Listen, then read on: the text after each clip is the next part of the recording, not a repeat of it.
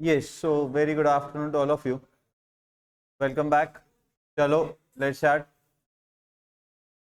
तो कल हमने लास्ट एक क्वेश्चन सॉल्व किया जिसमें कैश बुक एंड पासबुक का कंपैरिजन करके रीजंस ऑफ डिफरेंसेस निकालने थे और फिर उससे हमें bank reconciliation statement and adjusted cash book बनाना था. तो हम ऑलरेडी बना चुके हो.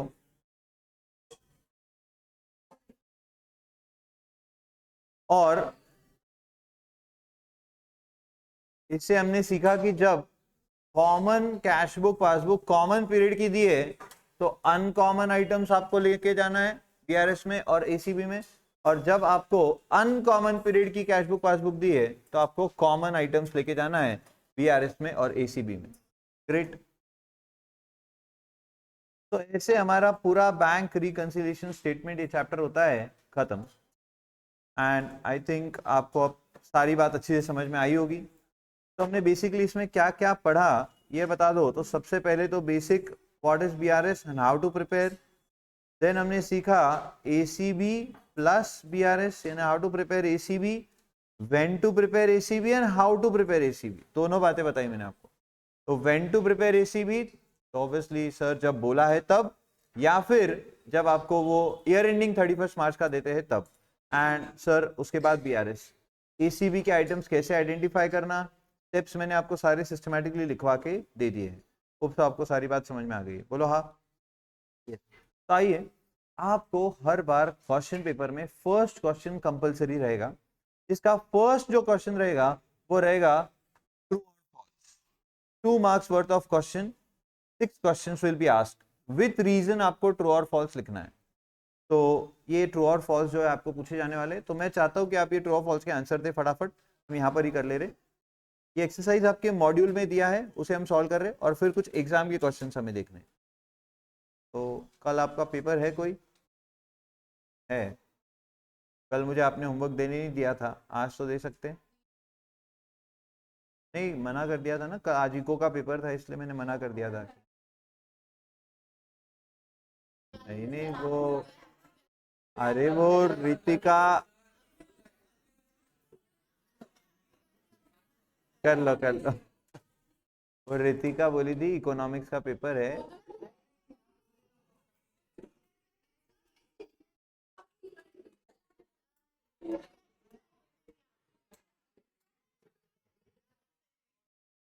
झूठे हो तुम लोग, बड़े झूठे हो.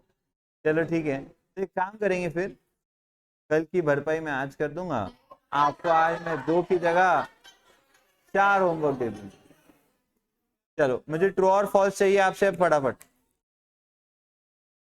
मुझे ट्रू और फॉल्स चाहिए आपसे अभी फटाफट, बाकी बात बाद में करेंगे. Read.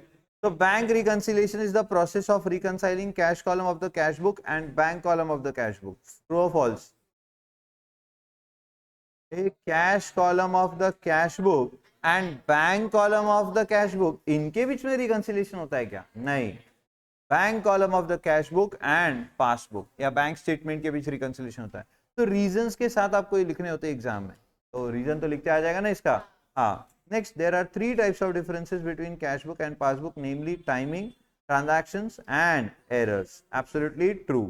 Adjusting the cash book for any errors and or omissions before preparing bank reconciliation is optional when the reconciliation is done at the end of financial year. ये optional नहीं होता है, compulsory होता है. जब at the end of year आप reconciliation कर रहे हो तो पहले आपको ACB बनाना है और फिर BRS. ठीक है. मैं क्वेश्चंस जो हमें पूछे जाते हैं एज अ स्टूडेंट की बात नहीं कर रहा, प्रैक्टिकल लाइफ की बात हो रही है. समझ में आ रहा है ना? Yes. Debit balance in the cash book is same as overdraft as per passbook. अरे debit balance in cash book यानी सीडी, तो सीडी किसको सेम होता है? पीसी को. मुझे credit balance as per passbook, पर ये क्या बोल रहे? ये बोल रहे कि debit balance in cash book यानी ओवरड्राफ्ट एज पर पासबुक. नहीं, balance as per passbook. Bank charges debited by the bank is an example of timing difference for the purpose of bank reconciliation. Obviously false. क्यों sir? ये आ जाएगा इस वाली category में. देखो 3 type के differences होते हैं. One is timing difference. Timing difference generally cheques के लिए रहेगा. Cheques deposited but not yet cleared, cheques issued but not yet presented for payment, ऐसे जो भी सारे एरर्स रहेंगे वो कौन से सर, वो हो जाएंगे हमारे टाइमिंग डिफरेंस. तो ट्रांजैक्शंस कौन से रहेंगे sir? Transactions which are recorded by bank only. तो क्या बैंक चार्जेस सिर्फ बैंक ने रिकॉर्ड किया होता है? हाँ. और हमने रिकॉर्ड नहीं किया होता है? हाँ. तो ये transactions recorded by bank only में जाएगा, और इसीलिए ये टाइमिंग डिफरेंस नहीं है, ये ट्रांजैक्शन वाला डिफरेंस है. याद रहेगा ना? ग्रेट. तो false. Overcasting of the debit side of the cash book is an example of a difference that is due to error. बताओ. Overcasting of debit side of the cash book, cash book की debit side की total ज्यादा ले लेना, ये एक error का difference है. यस, ऑब्वियसली गलती है ना, ये एरर है ना, ये मिस्टेक की है आपने कुछ, तो एरर है, बराबर है, वही बोला है, तो true. When we start bank reconciliation with a debit balance in the cash book, यानी बैलेंस की ओडी रे, balance, then checks issued but not yet presented should be added back to arrive at the balance as per passbook. पहले बताओ, balance as per cash book दिया है starting point, और क्या बोल रहे हैं? Cheques issued but not yet presented, मतलब आपने चेक इशू कर रखे बट अभी तक प्रेजेंट नहीं हुए, तो cash book, passbook, cheques issued but not yet presented for payment, और कैश बुक बैलेंस से पासबुक जाना है, तो क्या होगा? ये ऐड, और उन्होंने भी ऐड ही बोला है, तो क्या होगा बोलो? अब बताओ बड़ा प्रॉब्लम क्या आएगा ऐसे ट्रू और फॉल्स में? आप बताओ, गेस करो क्या बड़ा प्रॉब्लम आएगा सर? 2 मार्क के लिए क्वेश्चन आएगा, जिसमें से 1 मार्क रहेगा ट्रू और फॉल्स. तो ट्रू तो हो गया, रीजन क्या लिखोगे? ट्रू के केस में रीजन डिफिकल्ट होगा, फॉल्स में तो आपको उसका रिवर्स लिख देना है. फॉल्स में रीजन आइडेंटिफाई करना is very simple, but true के केस में बताओ रीजन आइडेंटिफाई करना इजी होगा क्या? नहीं.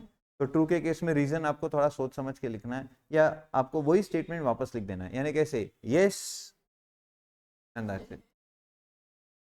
Next. So the bank charges charged by the bank should be deducted when bank reconciliation statement is prepared starting from a credit balance of, पहले बताओ, credit balance of passbook, यानी starting point क्या है? Balance as per passbook. अब बोलो difference क्या है? Bank charges charged by the bank should be deducted बोल रही है, तो कैश बुक, पासबुक, पासबुक में चार्ज हुआ है बैंक चार्जेस, जाना पासबुक से कैश बुक है, ऐड होना चाहिए था, ये क्या बोल रहे हैं? तो इसका रीजन लिखना आसान होगा, ठीक है ना? डिडक्टेड की जगह एडेड लिखना है. व्हेन द कॉजेस ऑफ, समझा ना? पक्का ना?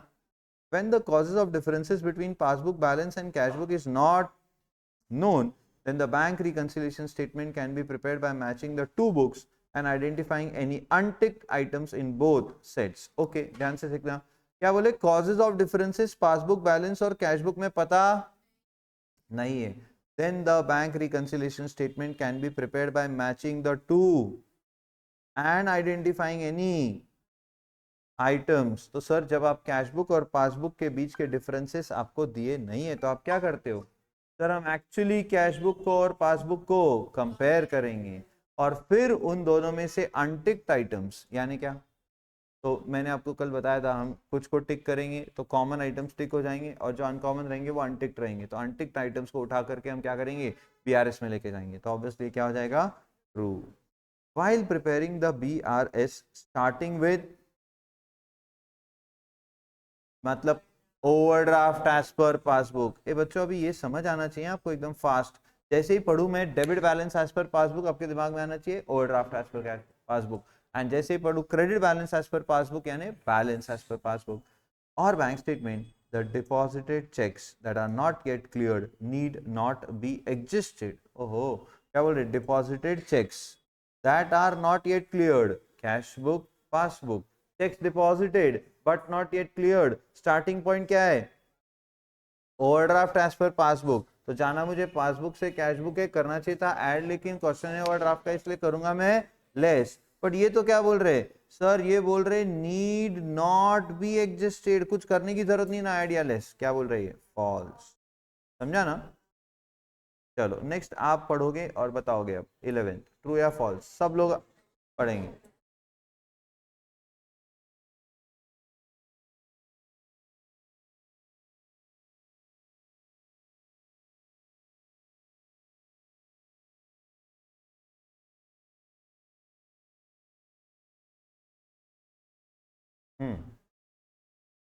ट्रू और फॉल्स, ट्रू और फॉल्स।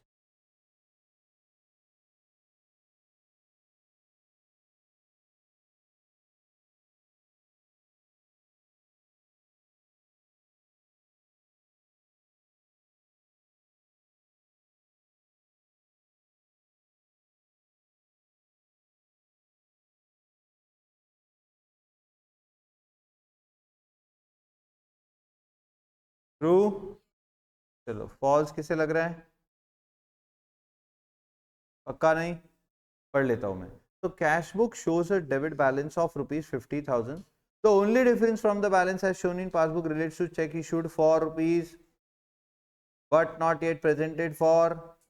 चेक्स कैसे है? इशूड। अच्छा कैश बुक में क्या था? डेबिट बैलेंस यानी बैलेंस, मतलब balance as per cash book is the starting point. हमने चेक क्या किया है? इशू। तो कैश बुक में बैलेंस क्या हो जाएगा? कम। लेकिन अभी तक प्रेजेंट पासबुक से पेमेंट नहीं हुआ। अच्छा जाना मुझे कैश बुक से, तो ऑब्वियसली क्या करना चाहिए था? ऐड। तो ये 60,000 क्या करेंगे 50 में? ऐड। यानी टोटल कितना हो जाएगा? 1,10,000। और ये एकमात्र डिफरेंस है। हाँ, इसका मतलब balance as per passbook should be कितना? 1,10,000। थोड़ा थोड़ा, पक्का पक्का। और देखो कॉमन सेंस, हमने चेक इशू किया है तो हमने कैश बुक में रिकॉर्ड कर दिया है, तो कैश बुक का बैलेंस 60,000 से कम हो गया है, बट पासबुक से वो अभी तक पे नहीं हुआ है, मतलब वहाँ पे ज़्यादा पैसे हैं ना। हाँ, तो वहाँ पे 60,000 बढ़ जाएंगे, यानी 1,10,000 है वहाँ पर। समझा आपको? Next read solve.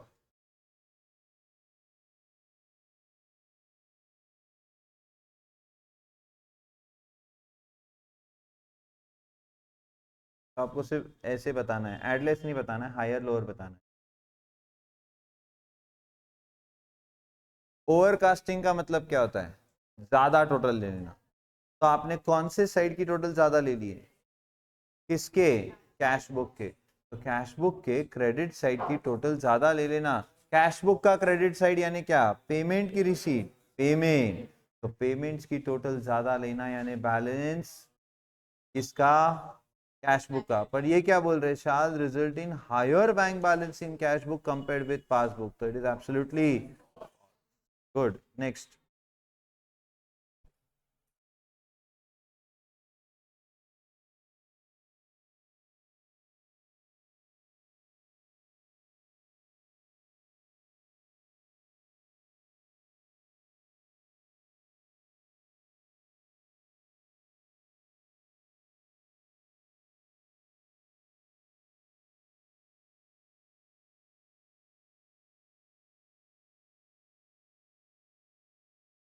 ट्रू या फॉल्स?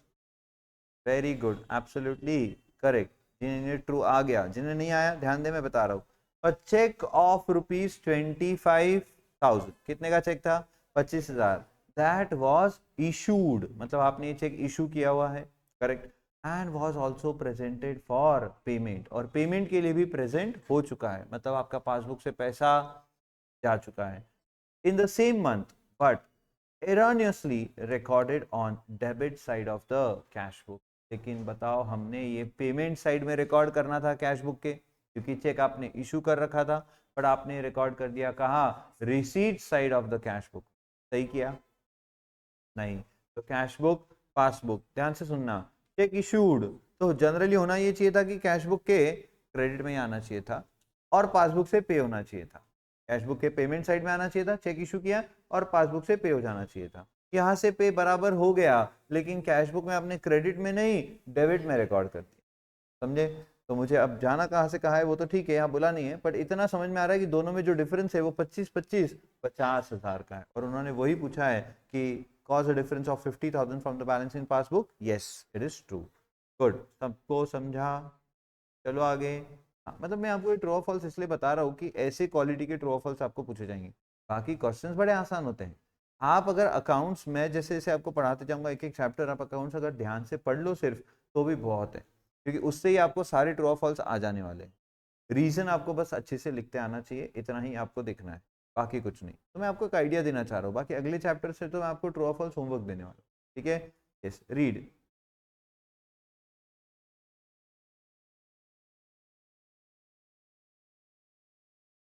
यस, तो direct debit by bank, bank debit कर रही है मतलब क्या कर रही है, पैसे निकाल रही कि दे रही है, पैसे काट रही है हमारे, बराबर। On account of any payment as may be instructed by, तो कस्टमर मतलब बैंक के कस्टमर ने बैंक को बोल रखा है कि देखो भैया हमारे अकाउंट से ऐसा ऐसा डायरेक्ट डेबिट कर देना, should be recorded on payment side of the cash book, तो absolutely true, समझा ना, पेमेंट में आएगा ना वो record. Yes, next, bank reconciliation statement can be prepared in two formats, balance presentation and plus minus presentation, true. तो ये सिर्फ ट्रू और फॉल्स के पॉइंट ऑफ व्यू से याद रखना है, बाकी प्लस माइनस प्रेजेंटेशन हम प्रैक्टिकली यूज नहीं करते। The difference between cash book and passbook that relates to errors are those mostly made by bank, क्या बोले, difference between cash book and passbook that relates to errors are mostly made by bank। क्या बात कर रहे sir, bank गलतियां करती है क्या, नहीं, गलतियां कौन करते, हम। तो कैश बुक में ज्यादातर ये गलतियां होती है, पासबुक में आपको ये गलतियां ज्यादातर दिखेगी नहीं। नेक्स्ट, रीड एंड बताइए।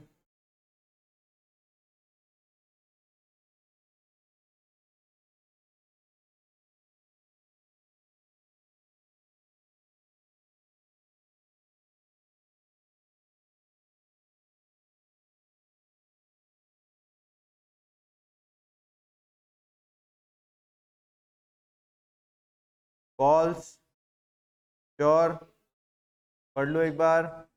A check for rupees 80,000 that was discounted from was, and the bank charged rupees 1,600 as the charges on account of the same, while starting with the debit balance in the cash book। तो debit balance in cash book यानी क्या, balance. तो balance as per cash book से अगर आप start कर रहे हो for preparing bank reconciliation statement, हमें इस पर्टिकुलर ट्रांजैक्शन को डिडक्ट करना पड़ेगा, वो भी कितना, तो 78,400 टू रिकंसाइल विद पासबुक। मतलब इसने क्या किया, 80,000 में से 1600 माइनस करके आपको 78,400 बोल रहा है डिडक्ट करना पड़ेगा।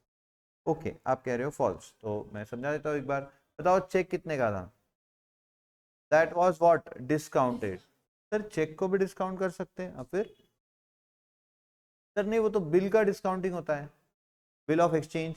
हमने आपसे बिल एक्सेप्ट करवा के लिया, वो मैं बैंक में जाके दे दूंगा, उनसे पैसे लेके आ जाऊंगा, that is what bill of exchange, discounted, discounting of bill. तो बच्चों चेक और बिल दोनों निगोशिएबल इंस्ट्रूमेंट्स है, तो जैसे बिल के पैसे पक्का आना ही है, बिल जो है एक लीगल डॉक्यूमेंट है, पक्का आना है पैसे, वैसे चेक भी एक लीगल डॉक्यूमेंट है, पक्का आना है पैसा।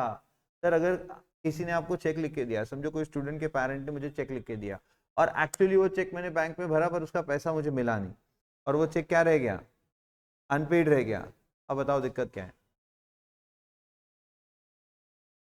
दिक्कत नहीं, आपकी बढ़िया वाट लग सकती है, क्यों, तो कहते हैं बाउंसिंग अ चेक, मतलब चेक डिसऑनर होना, और चेक जब डिसऑनर होता है ना तो 2 साल तक की जेल, और जितना आपका चेक का अमाउंट था उसकी डबल फाइन आपको भरनी पड़ सकती। 1 करोड़ का चेक डिसऑनर होगा आपका तो 2 करोड़ तक की फाइन भरनी पड़ सकती। पर ये सब मैं अप टू बोल रहा हूँ, इतना ही करना ऐसा नहीं होता है। तो चेक किसी को दो तो बड़ा सोच समझ के दो, क्योंकि अगर वो गलती से डिसऑनर हुआ और आप पर उसने केस फाइल कर दिया तो पनिशमेंट उसकी बड़ी हैवी है, ठीक है। ओके, तो सर ये चेक था 80,000 का, ये भी हमने डिस्काउंट करा लिया था बैंक से, और बैंक ने क्या किया था बताओ, 1,600 रुपए चार्जेस किए थे। तो बैंक ने हमें कितने पैसे दिए थे डिस्काउंट करते वक्त, 78,400, 1,600 रुपए डिस्काउंट काट के, करेक्ट, हाँ। अब debit balance in cash book for preparing bank reconciliation statement, यानी balance as per cash book का स्टार्टिंग पॉइंट है, तो ये कह रहे डिडक्ट करना पड़ेगा 78,400 टू रिकंसाइल विद पासबुक। ये रही मेरी कैश बुक, ये रही पासबुक, ध्यान से सुनना क्या हुआ था सर, चेक डिस्काउंट किया हुआ डिसऑनर हो गया था, तो बैंक ने पहले आपके अकाउंट से 80,000 निकाल लिए होंगे, हाँ, और 1,600 रुपए निकाले चार्जेस के लिए। तो एक्चुअली वो डिस्काउंटिंग चार्जेस नहीं है, वो चार्जेस है जब डिसऑनर हो रहा है ना तो बैंक चार्ज लगा रही है, ठीक है। तो जो भी है हमें जैसे लिखा वैसे ही चलना। तो 80,000 भी बैंक ने काट लिया और 1,600 भी बैंक ने काट लिया, यानी एक्चुअली बताओ कैश बुक से पासबुक जाते हो कितना लेस करना पड़ेगा, 81,600 ना कि 78,400, इसलिए false. Great. 19, Interest on savings bank that is allowed or credited by bank is generally recorded in cash book prior to it being recorded by. मतलब ये बेवकूफी समझ रहे बच्चों को. वो बोले पहले बैंक ने रिकॉर्ड करेगी, पहले अपन रिकॉर्ड करेंगे कितना इंटरेस्ट आ रहा है और फिर बैंक रिकॉर्ड करेगी.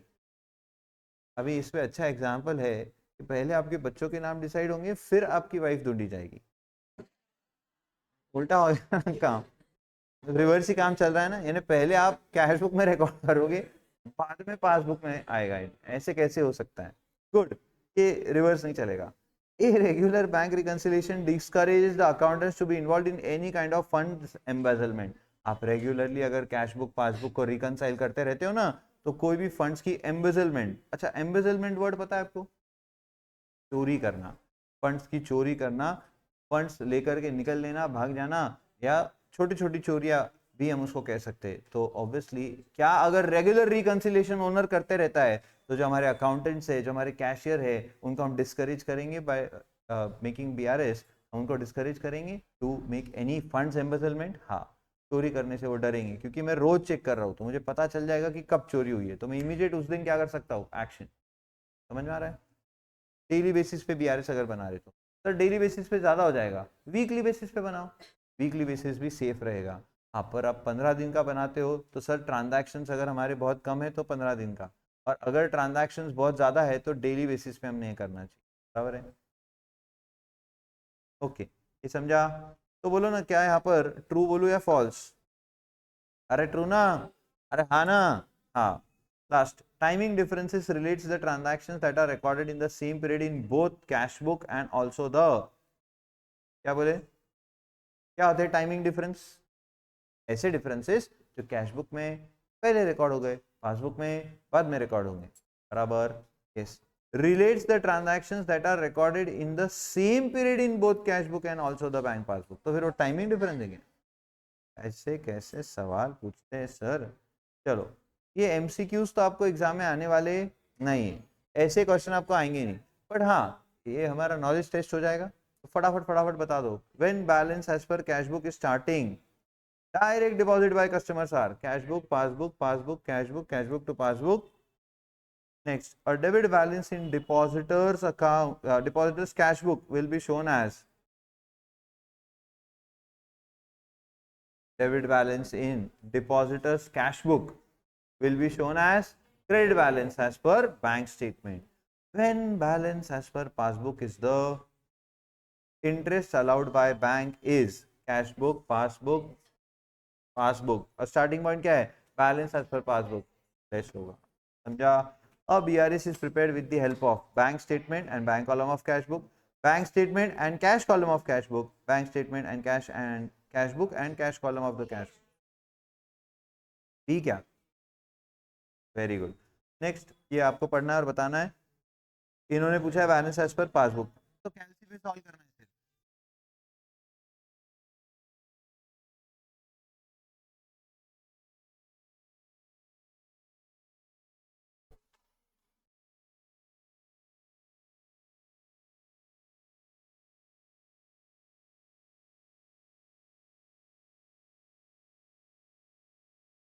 बिना बात किए खुद से सॉल्व करना है.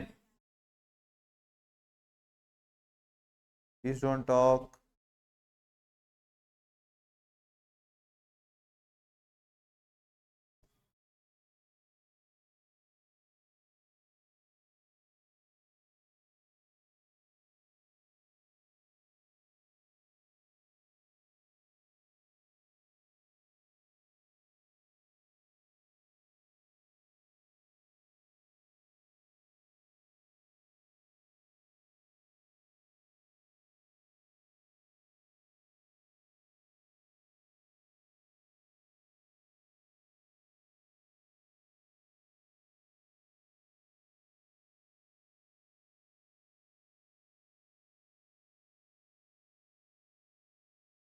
एक लाख 26,500. कुछ बच्चे 1,26,500 बोल रहे, कुछ बच्चे 2,17,000. बी तो बी बोली ना. तो अच्छा, मैं एक बार बता देता हूँ. बोलो ये क्या लिखा है? Cheques of 10,000, 5,000, 12,500 had been presented for payment. Had not been presented for payment, जो हमने इशू कर रखे हैं, तो cash book, passbook, cheques issued but not presented for payment, जाना मुझे कैश बुक से पासबुक है, करना चाहिए था ऐड, लेकिन क्वेश्चन ओवर ड्राफ्ट का इसलिए करूंगा मैं ये लेस। 10, 5, 15 और 12, 27,500 क्या होगा लेस। तो कॉमन सेंस वो 4,000 क्या होगा। अभी थोड़ा सा कॉमन सेंस भी यूज कर लेना अच्छा रहता है, चलेगा। तो ये कितना आ रहा है, हाँ वो होना भी चाहिए, होना भी चाहिए। चलो आया एक 26,500। फिफ्थ हुआ। Sixth, when drawing up a BRS if you start with the debit balance as per bank statement. Hello, debit balance as per bank statement यानी the unpresented cheques, cash book, passbook, cash book, passbook, cash नहीं, कहाँ से जा रहे starting, debit balance as per bank statement, passbook to cash book less, but नहीं समझा। Unrepresented checks मतलब क्या, आपने चेक्स इशू कर दिए पर अभी तक पार्टीज पेमेंट लेने आए नहीं, तो आपने चेक्स इशू कर दिए हैं बट पासबुक से पे हुआ नहीं, जाना पासबुक से कैश बुक है, करना चाहिए था लेस, लेकिन ओवरड्राफ्ट दिया है पासबुक का, इसलिए क्या होगा ये add. When drawing up a BRS, if you start with debit balance as per bank statement, again overdraft, the following are added. बोले ये क्या क्या ऐड होंगे बताओ, तो ओनली वन ऐड होगा, ओनली 1 and 2 होगा, या ऑल ऑफ द अबव होगा। Cheques issued but not presented to bank add होगा, ये तो अभी जस्ट किया ना अपन ने पिछले वाले में। B R collected directly by bank, B R मतलब बिल्स रिसीवेबल, तो कुछ बिल्स रिसीवेबल था, हमने बैंक को बोल रखा था हम भूल जाते पैसे लाना, तो आप हमारे लिए कलेक्ट कर लेना, तो बैंक ने बिना बोले मतलब बिना बोले यानी बराबर से कलेक्ट करके ला के आए पैसे और हमारे अकाउंट में डायरेक्टली जमा हो गया। Cash book, passbook, passbook, cash book, passbook to cash book let's but add, तो ये भी क्या होगा add. Overcasting of the debit side of bank account in the cash book, debit side मतलब deposit side, cash book, passbook, बोलो ना। हाँ, आपने कैश बुक के डेबिट साइड की टोटल क्या ले ली ज्यादा, ओवरकास्टिंग, तो इससे कैश बुक का बैलेंस बढ़ जाएगा, बट पासबुक में ऐसा कुछ हुआ, जाना मुझे पासबुक से कैश बुक के करना चाहिए था ऐड, लेकिन क्वेश्चन ओवर ड्राफ्ट का इसलिए लेस, तो only 1 and 2। A BRS is mainly prepared to reconcile the cash book of the cash book balance, reconcile the cash balance of the cash book, cash balance की bank balance, bank balance गलत है, छोड़ो। इन्होंने बोला is mainly prepared to reconcile the difference between the bank balance shown by the cash book and the bank passbook, so only B correct। लिख के दिखाओ।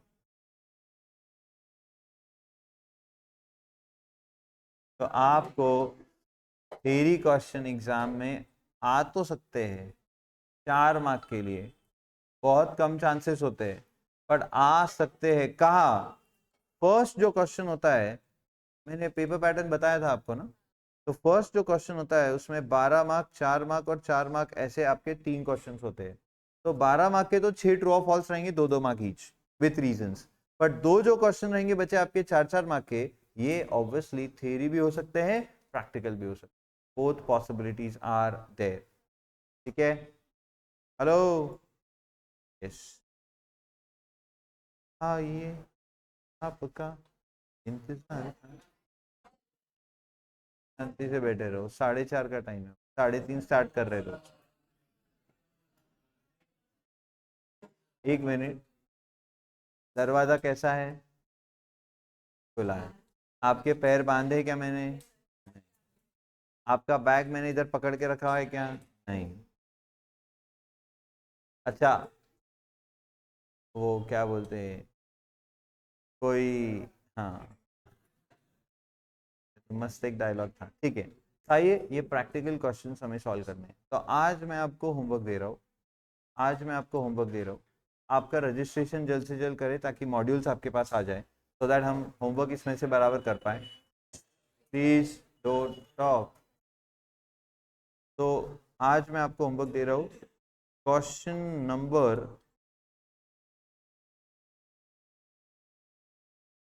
Q, तो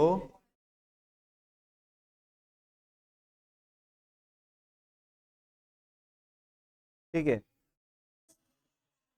ये फर्स्ट जो क्वेश्चन आपको दिख रहा है, अब आप है ना हेडिंग क्या लिखोगे, प्रैक्टिकल क्वेश्चंस लिखोगे, और उसमें ये फर्स्ट जो क्वेश्चन है मॉड्यूल का, ये आपका आज का हो गया पहला होमवर्क।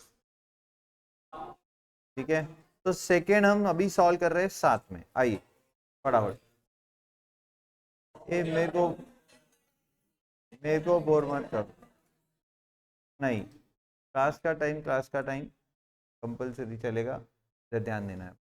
मैं ये आलस आने नहीं देना चाहता आपके अंदर। देखो, अच्छे से पढ़ना है, ये सब मत करो, ये सब मत करो, आप मेरी बात मानो। आपकी बैच का नाम क्या है, अर्ली बर्ड। अभी 2 साल पहले मैंने स्टार्ट किया था अर्ली बर्ड बैच लेना, कोई नहीं लेता था दुनिया में। तब लोग मार्च या अप्रैल में स्टार्ट करते थे, जब 12th स्टार्ट होती थी आपकी तभी। बट उसमें मैंने ऑब्जर्व किया कि बहुत ही नज़दीक बच्चों का सिलेबस ख़त्म होता है, जिससे बच्चों को पढ़ने में टाइम नहीं मिलता है। तो इसलिए आपके लिए अर्ली बर्ड मैंने शुरू किया, मेरा देखा देखी सब नहीं चालू कर दिया है, ठीक है, जो भी लेते हैं क्लासेस। तो मतलब मैंने किया कि मेरे पीछे पीछे लोग चलते हैं, पर क्या अर्ली बर्ड का मतलब जल्दी आपका काम होना चाहिए? हाँ, तो क्या उसके लिए आपका भी कोऑपरेशन उतना ही ज़रूरी है? यस। धीरे धीरे हम क्लास 2 आवर्स का करने वाले हैं, तो आप माइंडसेट रखें। और हार्डवर्क तभी होता है जब आप एनर्जी के साथ वो काम करते हो, ठीक है। तो प्लीज़ आप ऐसा मत करो, उल्टा आपने बोलना चाहिए सर फटाफट चलो, मज़ा आ रहा है, ठीक है। आइए हम ये सेकेंड क्वेश्चन सॉल्व कर रहे हैं। तो फर्स्ट आपका आज का होमवर्क है, सेकेंड सॉल्व कर रहे हैं। According to the cash book of Gopi, according to the cash book of Gopi, there was a balance of rupees 44,50,000 in his bank on 30 June 2022. On investigating, you find that. Okay, तो पहले तो आप practical problem heading दे दो, का second हम solve कर रहे हैं। First is your today's homework. तो गोपी के कैश बुक का बैलेंस दिया हुआ है 44,50,000, और ये आपको सब मिला है जब आपने इन्वेस्टिगेट किया कैश बुक को पासबुक के साथ।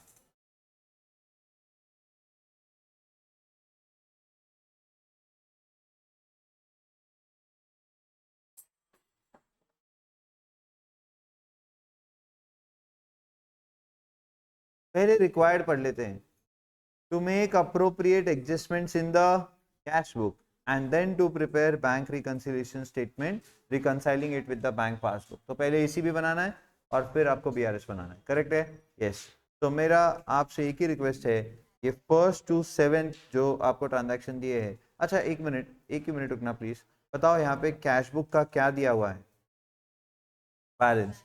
तो एसीबी बनाना पॉसिबल है क्या? सर बोला है क्वेश्चन में बनाने के लिए, तो कैश बुक ही देंगे वो। बट क्या यहाँ ओवरड्राफ्ट भी दे सकते थे? हाँ, हमने सॉल्व किया है पहला ही एग्जांपल, जब हमने एसीबी सीखा था तो उसमें ओवरड्राफ्ट दिया था। बट क्या ओवरड्राफ्ट भी दिया हो तो भी हम एडलेस बैलेंस के हिसाब से डिसाइड करेंगे? हाँ, एसीबी के स्टेप्स आपको जो लिखवाए हैं, जब भी आप एसीबी का कोई क्वेश्चन होमवर्क में सॉल्व करोगे तो वो स्टेप्स फिर से पढ़ना है आपने, रिवाइज करना है और फिर वो आपने सॉल्व करना है, ताकि बार बार वो आपको याद होते रहे। अब मुझे आपसे इतना ही चाहिए कि इन सारे ट्रांजैक्शंस का cash book starting point, cash book balance starting point लेके एडलेस डिसाइड करे, और साथ साथ में एसीबी का आइटम है या नहीं ये भी आइडेंटिफाई करना है।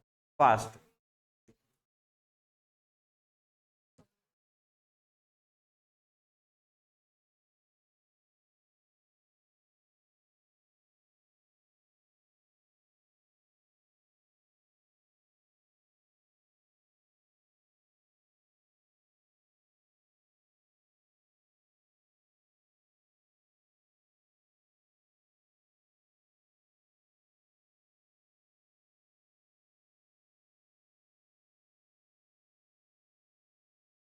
खुद से करना है, आपको दो चीजें करनी है, एसीबी भी आइडेंटिफाई करना है और add less cash book balance starting point rough में आपने लिख लेना है मार्जिन में, और फिर हम साथ में सॉल्व करें।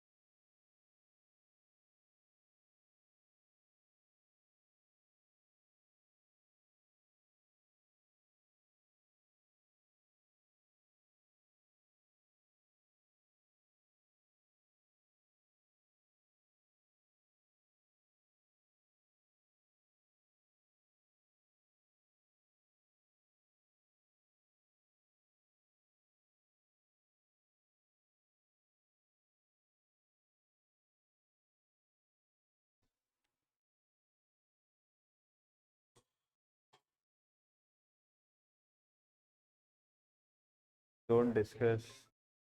Solve on your own.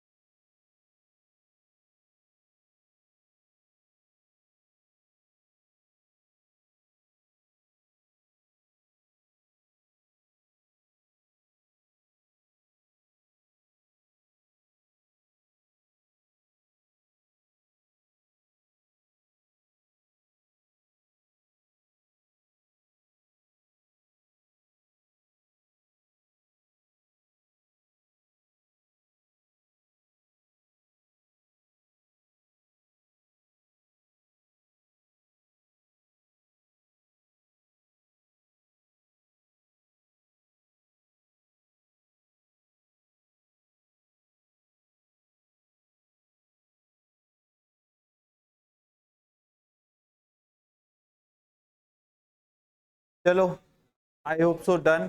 मैं फटाफट चेक करवा रहा हूँ। अब इधर ध्यान देंगे। First transaction, checks amounting to rupees 6 lakh issued to creditors have not been presented for payment till the date.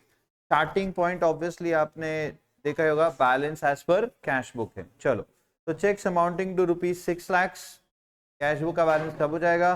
Checks issue कर दिए, नॉट प्रेजेंटेड टिल डेट, जाना मुझे कैश बुक से पासबुक है, क्या होगा बोलो? ऐड। और क्या ये एसीबी आइटम है? नहीं सर, ये एक टाइमिंग डिफरेंस है, ये कोई एरर नहीं है कैश बुक में कि इसे एग्जिस्ट करना पड़े। Next, checks paid into bank amounting 11,05,000, out of which checks amounting 550 only collected by bank up to 30 June 2022. Cash book, passbook, cash book, passbook, cash book to passbook less. क्या ये ACB item है? नहीं, obviously ये भी ACB item नहीं है। Sir 11,05,000 के checks आपने डिपॉजिट किए बैंक में, जिसमें से बैंक ने 5,50,000 के चेक्स अभी तक कलेक्ट कर लिए हैं, बाकी के चेक्स अभी भी कलेक्ट होने बाकी है। तो क्या जब भी ऐसा अमाउंट होता है तब हम वो अमाउंट भी निकाल के लिखते हैं? हाँ, तो बताओ कितना लेस होगा? 5,55,000। ये देखो इधर, कैश बुक, पासबुक, आपने 11,05,000 के चेक्स डिपॉजिट किए थे, बैंक ने 5,50,000 के चेक्स जमा कर दिए, बाकी के चेक्स का डिफरेंस है अभी कैश बुक पासबुक में, जाना आपको कैश बुक से पासबुक है, क्या होगा बोलो? ये less. Next, a dividend of 40,000 and rent amounting to rupees 6 lakh received by the bank and entered in the passbook but not recorded in the cash book. So cash book, passbook, rent and dividend received by the bank not recorded in the cash book, जाना मुझे cash book से passbook है, क्या करूंगा? ये add. अच्छा बताओ, ये एसीबी का आइटम है या नहीं? यस सर, ये एसीबी का आइटम है। वेरी गुड, बहुत अच्छा कर रहे हो आप, अच्छा लग रहा है सब देख करके, आपको जम रहा है। अब बताओ next, insurance premium up to 31st of December 2022 paid by the bank rupees 27,000 not entered in the cash book. Sir वो अप टू 31st दिसंबर क्यों लिखा है? मैं भी समझा रहा हूँ, कर लूँ काम थोड़ा सा, इधर ध्यान दे। हाँ, insurance premium up to 31st December 2022। 31st दिसंबर से कोई प्रॉब्लम है क्या? हमें 31 दिसंबर तक का इंश्योरेंस प्रीमियम है, भले ही है, उसे क्या होता है, हमें उससे कोई देना देना नहीं, उसे कोई टेंशन वाली बात नहीं।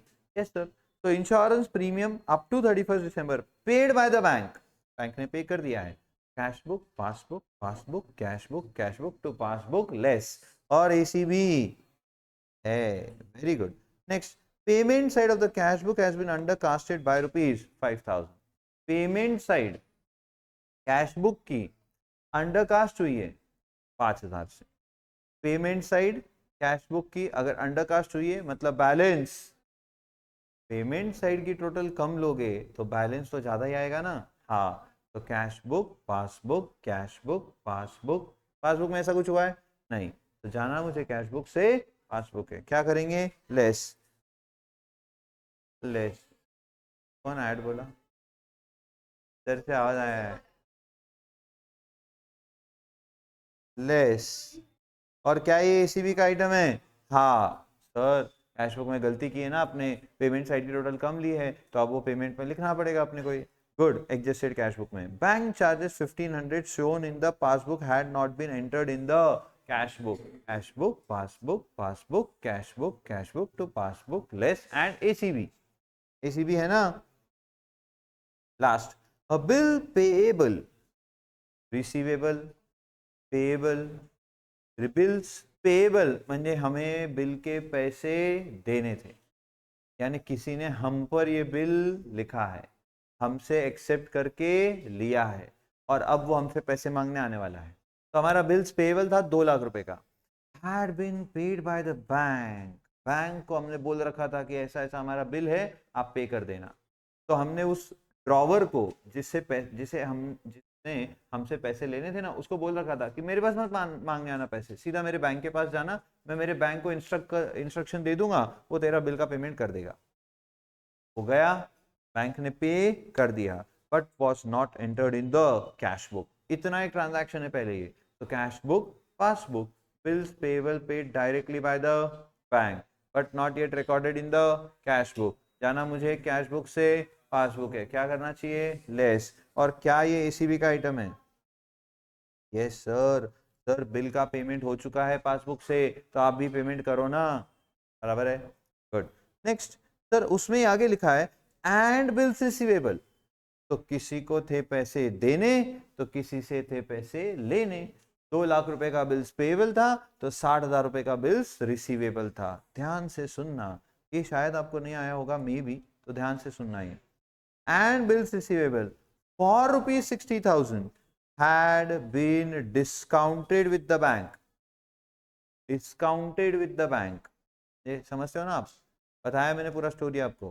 तो सर बिल्स रिसीवेबल था, किसी से पैसा लेना था, वो बिल हमने बैंक को दे दिया, बैंक को बोला हमें पैसे दे दो अभी, बैंक बोले ठीक है तुम्हारे अकाउंट में जमा कर देते। क्या करती है बैंक, जैसे एग्जांपल के लिए ये मेरा बिल्स रिसीवेबल है, मैंने जीत से एक्सेप्ट करवा के लिया हुआ है, तो जीत का ये क्या है बिल्स पेएबल, करेक्ट, तो जीत को इसके पैसे देने हैं और मुझे रिसीवेबल है तो मुझे पैसे मिलने हैं, 60,000 का ये बिल है, मुझे पैसों की ज़रूरत थी तो मैं गया बैंक में, बैंक को बोला बैंक ये ले लो और मुझे पैसे दे दो अभी, बैंक बोली ठीक है। बैंक कभी भी आपको तुरंत हाथ में कैश नहीं देती है, बैंक बोलेगी मेरे बैंक में अकाउंट खोलो, इसके जो भी डिस्काउंट होने के बाद के पैसे हैं ना वो हम आपके अकाउंट में डाल देंगे, फिर आप वहां से विड्रॉ कर लेना या वहां से फोन पे कर लेना या वहां से आप जो चाहो कर लेना। आप समझ रहे हो ऐसा क्यों करती है बैंक, तो रीजन है उसका, टाइम नहीं है इसके लिए मैं थोड़ा सा से बोल दूं, मोदी जी की वजह से करती। तो मोदी जी ने क्या कर दिया कि भैया ज्यादा से ज्यादा बैंक में ट्रांजैक्शन होने चाहिए तो कैश ट्रांजैक्शंस बंद होने चाहिए, कैश ट्रांजैक्शन बंद होंगे इसका क्या फायदा मोदी जी को, टैक्सेस उनको ज्यादा मिलेंगे, टैक्सेस उनको ज्यादा मिलेंगे। जैसे मैंने आपको ट्रिप की कॉन्ट्री जो है वो बोला कि मुझे कैश में ही लगेगी, मैं अकाउंट में नहीं लूंगा, क्यों, क्योंकि आप मुझे अगर अकाउंट में वो पैसे भेज दोगे बराबर, अब ऑब्वियसली मैं यहाँ पे खर्च तो करूंगा वो सारे पैसे, जो ट्रिप की कॉन्ट्री आएगी वो सारी खर्च हो जाएगी, बट वो आपने मेरे अगर अकाउंट में डाल दिया तो मेरी इनकम दिखेगी और वो मेरी इनकम में ऐड हो जाएगा और मुझे उस पर लग जाएगा टैक्स, क्योंकि वो अकाउंट में आ गया, इसीलिए मैं मांग रहा हूँ उसके लिए क्या कैश। तो चाहता है गवर्नमेंट की कैश ट्रांजैक्शंस कम हो, इसलिए बिल का भी डिस्काउंटिंग जब बैंक करती है ना तो आपके ही अकाउंट में पैसे डालेगी।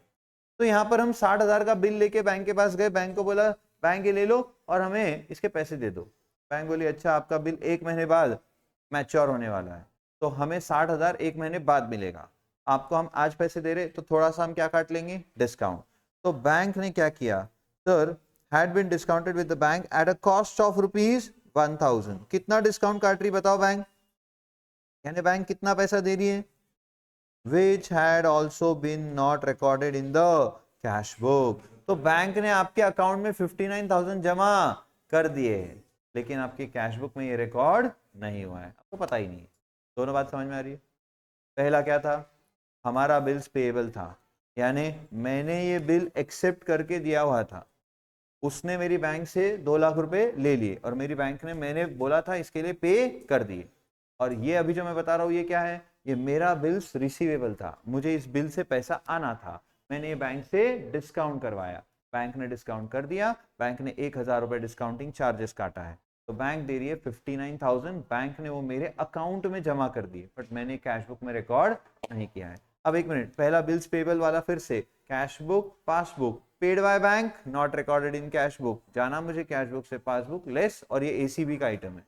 And second item cash book passbook, passbook में 59,000 आ गया, बैंक ने बिल डिस्काउंट किया तो बैंक ने आपके अकाउंट में पैसा जमा कर दिया, लेकिन आपने कैश बुक में अभी तक रिकॉर्ड नहीं किया, जाना हमें कैश बुक से पासबुक है, क्या करेंगे बोलो, ऐड। और क्या ये एसीबी का आइटम होगा, यस सर, बैंक में पैसा आ गया है, अब आपको पता चल गया है तो अब चुपचाप उसको रिकॉर्ड कर लो, तो ये एसीबी में आएगा। अच्छी से समझा, किसके सारे करेक्ट आए, रेज योर हैंड्स।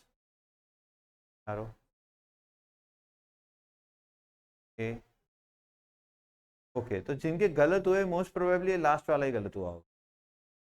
फिर कौन सा गलत हुआ, कौन सा गलत हुआ, हाँ सेकंड गलत हुआ, ओ माय गॉड, सेकंड में क्या था गलत होने जैसा, तो बहुत ही बेसिक था, क्या गलत हुआ, fifth payment side, payment side undercast करोगे तो बैलेंस बढ़ जाएगा, खर्चों की टोटल कम लोगे तो जेब में पैसे ज्यादा ऐसा लगेगा ना आपको, 1,000 रुपए थे 800 उड़ा दिए, पर टोटल लेते वक्त खर्चे की टोटल 700 ही ली, तो बैलेंस कितना दिख रहा है 300, एक्चुअली है कितना, यानी बैलेंस कैसा दिख रहा है ज्यादा, तो कैश बुक का बैलेंस इस वजह से बढ़ गया, पासबुक में ऐसा कुछ नहीं हुआ इसलिए लेस। क्या इधर सारे करेक्ट आए, कौन सा गलत हुआ आपका, लास्ट वाला गलत हुआ, मतलब उसमें भी ये सेकेंड वाला कि फर्स्ट वाला, पूरा ही, पूरा ही, बट इन दोनों को अलग अलग लिखना है, बिल्स रिसीवेबल को भी बिल्स पेएबल, इसको लिखेंगे हम कल के लेक्चर में, आज रुकेंगे आप सभी को, बाय टेक केयर।